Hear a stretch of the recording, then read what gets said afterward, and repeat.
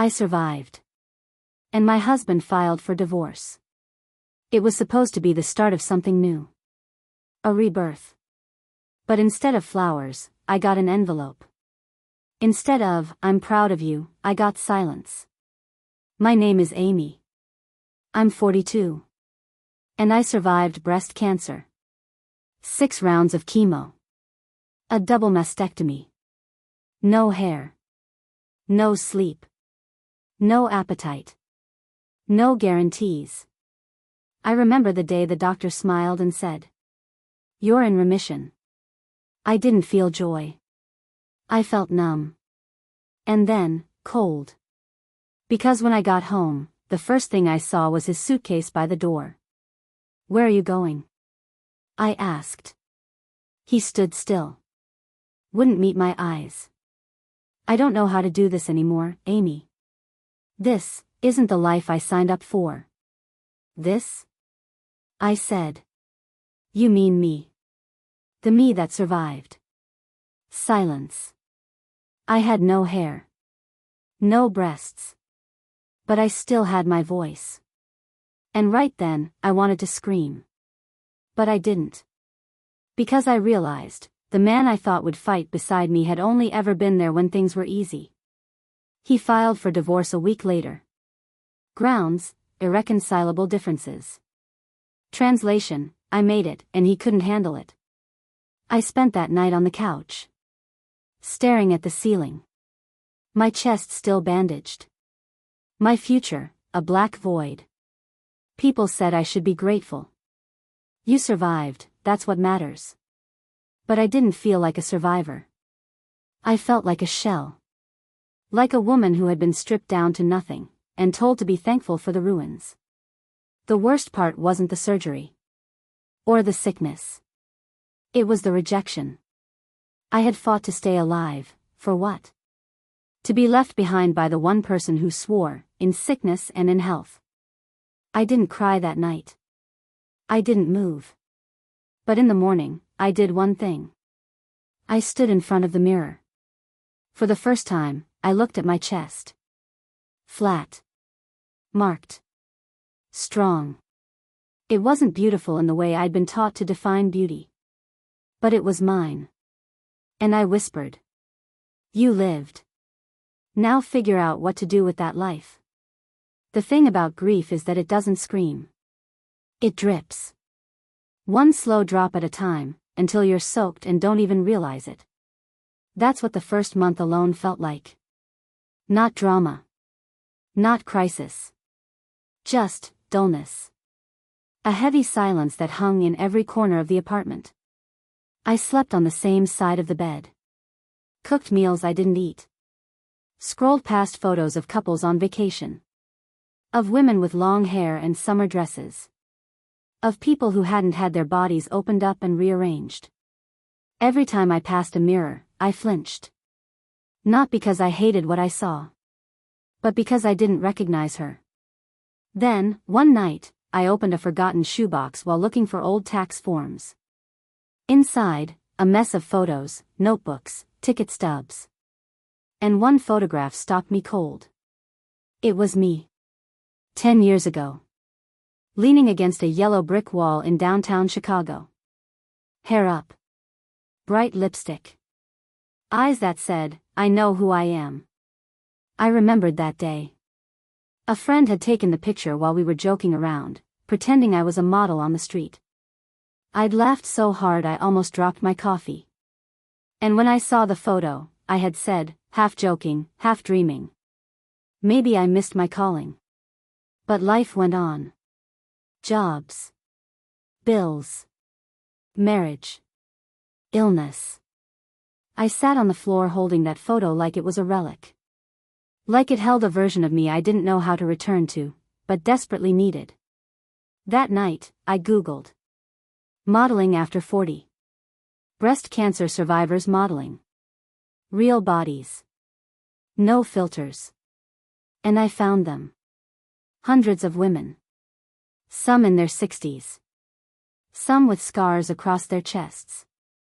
Some without hair. All of them looking into the camera like it owed them respect. I started saving images, bookmarking articles, reading interviews. And I felt something I hadn't felt in months. Curiosity. Not hope. Not yet. But the tiniest spark that whispered. What if this isn't the end? What if this is the beginning of you becoming something new? I picked up my phone and turned the camera on. I didn't try to pose. I didn't try to smile.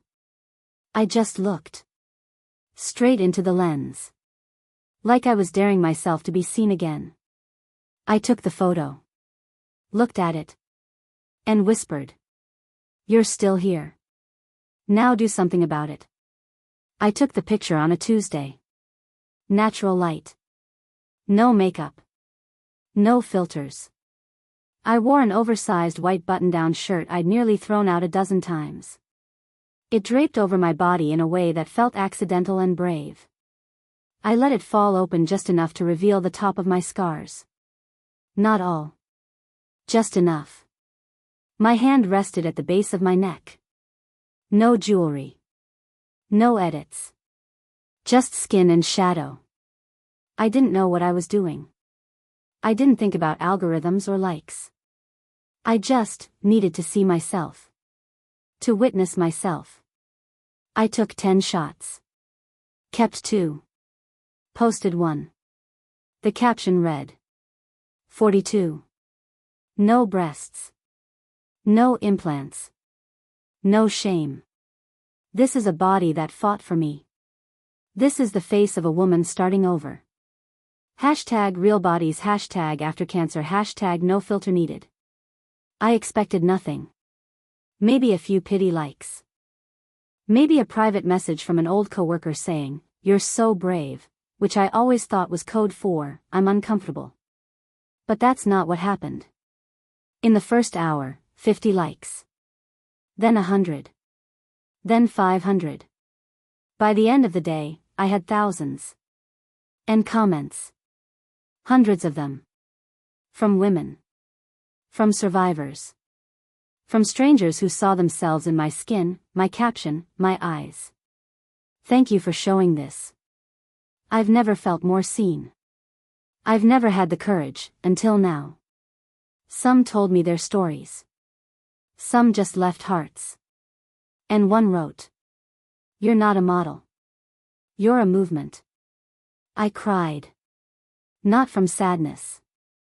From recognition. Because for the first time in a year, I felt like I wasn't a ghost.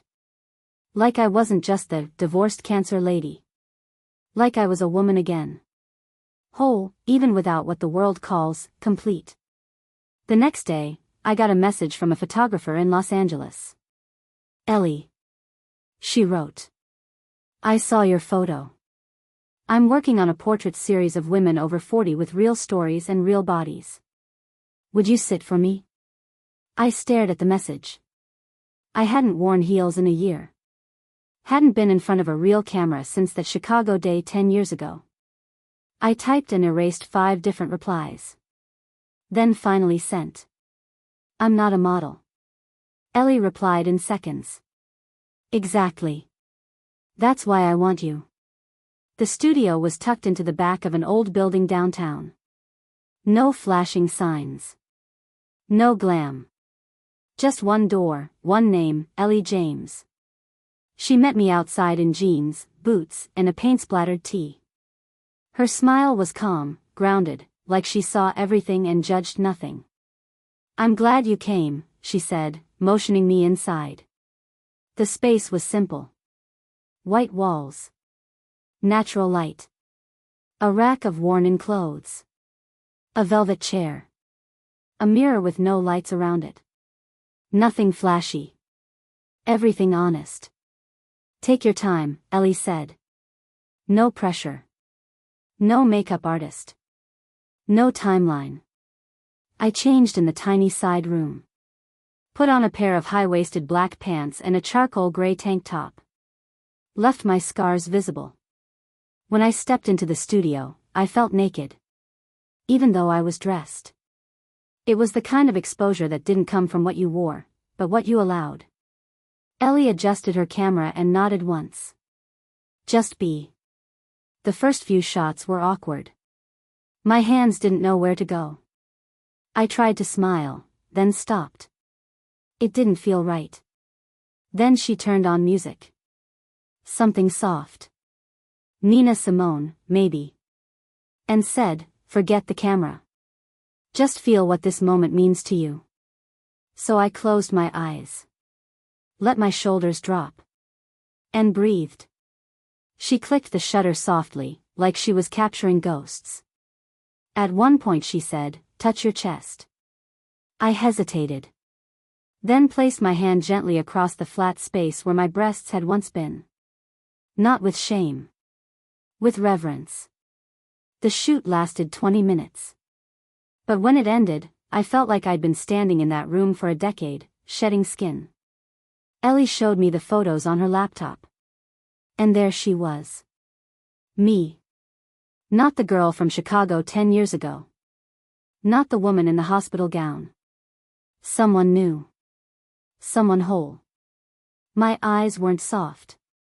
They were sharp. Focused. Fierce. And the scars? They didn't look like something missing. They looked like proof. Ellie didn't say much. She just turned the screen toward me and whispered. "This is the one." I didn't need to ask what she meant. It was the shot. The photo that held everything. Survival. Loss. Becoming. "I want this to be the cover of the series," she said. "Your story deserves to be seen." I nodded slowly, tears gathering. "I spent so long thinking I was invisible," I said. "But maybe I was just waiting to be seen right." Ellie posted the photo on a Tuesday. It was part of her unedited portrait series, stories of women over 40, photographed without retouching, without staging. Just truth. She didn't tag me directly. But I watched it spread like a slow fire. First, local. Then picked up by an online magazine. Then reposted by a wellness brand. Then reshared by a breast cancer nonprofit. Within 48 hours, my inbox was overflowing. "I saw you and didn't feel alone. I showed your photo to my daughter. You helped me walk back into my own mirror." People were calling it raw beauty. Iconic strength. A rebuke to impossible standards. And then, my phone buzzed. A name I hadn't seen in months. Nick. My ex-husband. The message read. "I saw your photo. You look different. I'm glad you're doing okay. That's all. No apology. No questions. Just a digital pat on the head from a man who left me at my lowest." I stared at the screen. Then locked my phone and tossed it across the bed. I didn't need closure from him. I didn't need validation.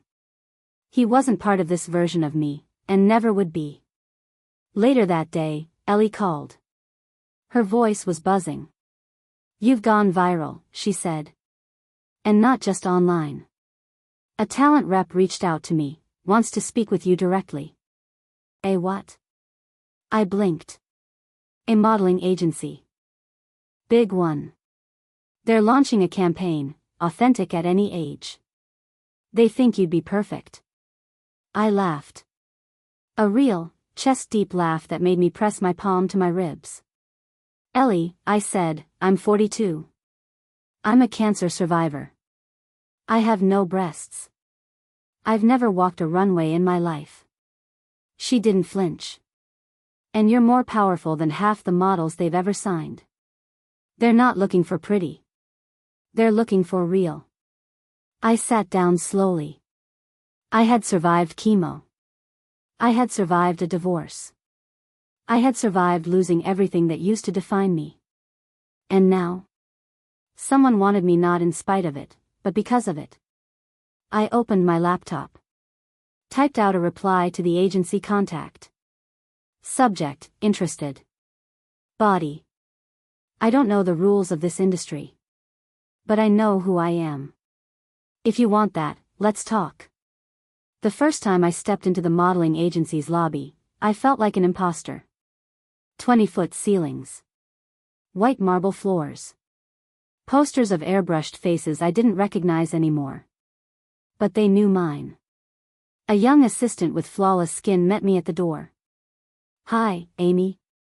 They're expecting you. The creative director saw your portrait in 4 different places before he even found out your name." Inside, the meeting was short. No contracts. No promises. Just one offer, a spot in their newest campaign, authentic at any age. The brand? A luxury skincare company. The campaign would feature 7 women. No Photoshop. No bras. No apologies. "You'll be photographed topless," the director said gently. "But only if you're comfortable. Scars and all. We want you, not a cover." I paused. Not because I was unsure. But because I wanted to feel the moment fully. "Yes," I said. "I've hidden long enough." The shoot was scheduled for 2 weeks later. Meanwhile, my photo kept circulating. A short documentary was made. More interviews. Podcasts. Invites. And then, the invitation I didn't expect. A cancer survivor gala. Fundraiser. Formal. Black tie. Hundreds of guests, including donors, doctors, and supporters. I said yes. Of course I said yes. The night of the event, I wore a silver gown with a high neck and open back. I didn't wear a bra. I didn't need one. I wore my body like a statement piece. The ballroom glowed. And I moved through it with purpose. Until I froze. Across the room. Nick. He hadn't seen me yet. But I saw him clearly. Same shoulders. Same jawline. Same familiar emptiness in his expression. Only now. I felt nothing. Well, not quite nothing. There was something close to pity. He saw me minutes later. His face faltered. "Amy," he said, approaching cautiously. "You look amazing." I tilted my head. "Different from when you left me?" He opened his mouth. Closed it. "I didn't know how to handle everything," he finally said. "It wasn't just the cancer. It was how you changed." "Yes," I said. "I did change. That's what surviving does." He looked down. "I'm sorry." I nodded. But not as forgiveness. Just acknowledgement. Because I didn't need anything from him anymore. The announcer called my name. I walked on stage. Took the mic. And told the room. "I'm not here to inspire you with my pain. I'm here to show you what's possible after it." Nick clapped. But it didn't matter. Because he was in the audience. And I was on stage. Exactly where I belonged. The shoot was held in a converted warehouse with whitewashed brick and skylights that made everything glow. There was no glam squad. No stylists fussing over details. Just me, the photographer, and soft jazz playing in the background. I stood in front of the camera in high-waisted trousers and nothing else. Chest bare. Scars uncovered. Heart pounding. The photographer, a woman named Lena, looked through the lens and said, "You ready?" "I think so," I replied. But I wasn't sure. She clicked once. Then again. "You don't have to smile," she said. "You already showed up. That's the loudest thing a body can do." And with that, something in me unlocked. I didn't pose. I existed. I let my shoulders drop. I let the lines show. I let the past live on my skin, unapologetically. After the shoot, I changed back into my sweater and stood in front of a mirror. It wasn't about beauty anymore. It was about truth. The campaign launched 3 weeks later. It went global in 24 hours. 7 portraits. 7 stories. Mine, front and center on the homepage. No bras. No filters. Just women. Real. Whole. Unbreakable. Billboards. Magazine spreads. A commercial. Even a mural on the side of a building in San Francisco. And the comments sections flooded again. But this time, it wasn't all love. Why is she flaunting her scars? This is not beauty. This is trauma porn. I don't want my daughter seeing this in public. It stung. Not because I believed them. But because I used to be them. Ashamed of things that made me human. Afraid of softness that didn't come airbrushed. I stayed offline for 3 days. Then I posted a photo of the billboard. Just me, arms crossed over my chest, eyes steady. The caption read, "This isn't for the people who need pretty. This is for the ones who need proof." The next day, I was contacted by a publisher. They wanted me to write a book. Not a memoir. A guide. A love letter. A manifesto. And with that offer came the question. Are you ready to make this bigger? To go all in? To live in this light, not just stand in it for a moment? I looked at myself in the mirror again. Same scars. Same woman. But something new in her eyes. Not fear. Not doubt. Just clarity. I signed the book deal on a rainy Tuesday, barefoot in my kitchen, holding a mug that said, "Unbreakable." The advance was modest. The message? Massive. They wanted stories. Lessons. Something between a survivor's manifesto and a roadmap for women rebuilding their lives. They didn't want perfect. They wanted me. I wrote in bursts, in cafes, in hotel lobbies, on airplanes. The book became more than a story. It became a movement. Each chapter had a title like Chapter 3, Don't Wait for Permission. Chapter 7, The Body Remembers, but you get to rewrite the ending. And then. Chapter 10. The Man Who Left. I almost skipped it. But something in me knew I had to write it, not for revenge. For release. So I wrote. He left when I needed love the most. Not because I was broken. But because I had changed. I had outgrown the version of myself he preferred. And sometimes, leaving is the most honest thing someone can do, even when it's cowardly.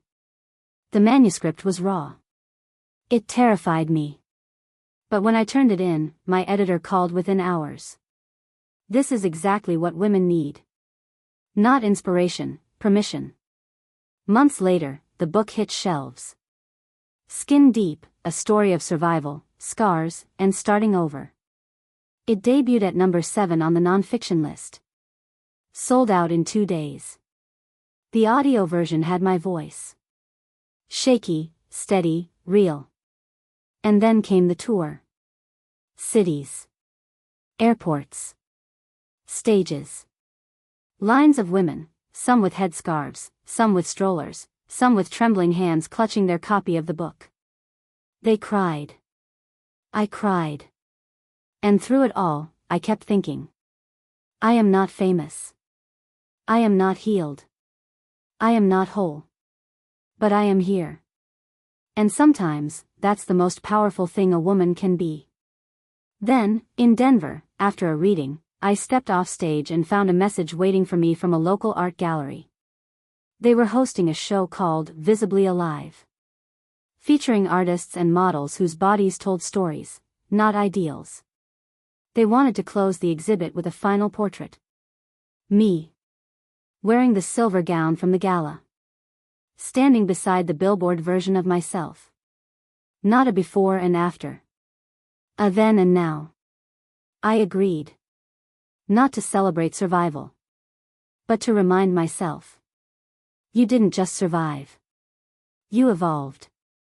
The portrait hung 3 stories tall. The night of the opening, I stood in front of it with women I'd never met, and felt completely seen. The email subject line read, National campaign opportunity, L'Oreal. I stared at it for a full minute before opening it. It wasn't spam. It wasn't a prank.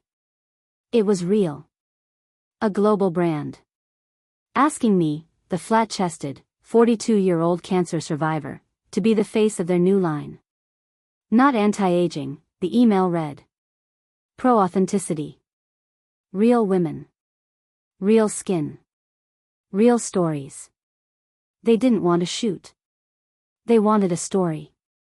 Mine. In full. A TV commercial. A digital spread. A sit-down interview on morning shows across the country. And suddenly, I had to ask myself, do I want this?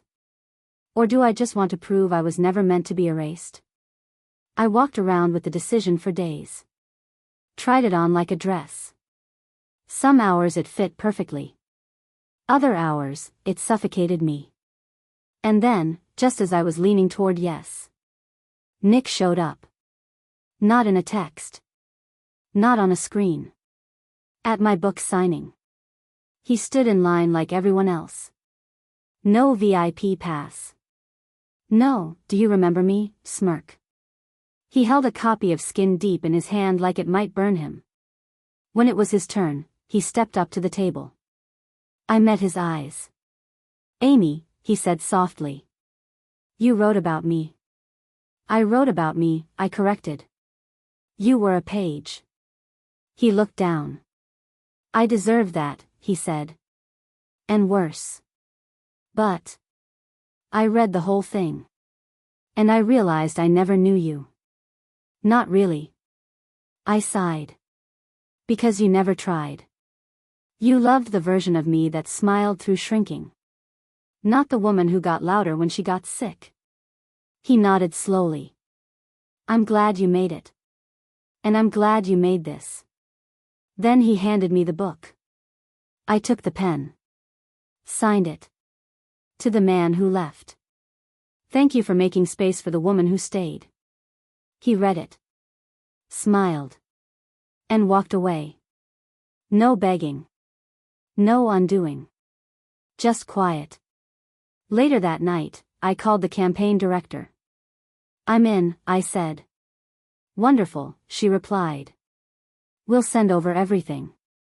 But one thing, I added. I want full editorial approval. I'm not just a face. I'm a voice. Of course, she said. That's why we want you. We filmed the commercial in a sunlit loft in Brooklyn. No scripts. No stylists fussing with my hair. Just me. Talking. Existing. The crew was small. The director, a woman named Margot, had read my book twice. She said, we're not making an ad. We're filming a woman who refused to disappear. They gave me the space. They let me speak. And I did. In the final cut, I'm sitting on a stool. Back straight. Chest bare. Eyes steady. I say. They told me I wouldn't feel beautiful again. That flat meant less. That aging meant invisible. That scars meant shame. But I am none of those things. I am more. When it aired, everything changed. The campaign went global. Subway stations. Airports. Streaming platforms. My face. My voice. My story. But the moment that hit hardest came on a quiet Sunday. I was home in sweatpants, drinking tea, when my phone buzzed. A friend sent me a screenshot. It was a photo of a TV. A commercial playing. Me, in mid-sentence. And the caption underneath? Saw her on TV today. My ex-husband was sitting beside me. He couldn't speak. I stared at the screen. Then smiled. Not because he saw me. Because he finally couldn't ignore me. No bitterness. No mic drop. Just, full circle. I wasn't trying to haunt him. I wasn't trying to impress anyone. I was living. Fully. Loudly. In a body that had been through war, and came back radiant. Months later, at a gala for the campaign, a little girl ran up to me. She couldn't have been more than 9. She pointed at my chest and asked, "Do you have robot parts?" I laughed. "No," I said. "I just have space. And that space is strong." Her mother, teary-eyed, whispered. "She watched your commercial and said, she looks like a superhero." I knelt beside the girl and said, "I kind of am." She beamed. So did I. Because this wasn't about being a model. It never was. It was about being seen. Completely. Unflinchingly. On my terms.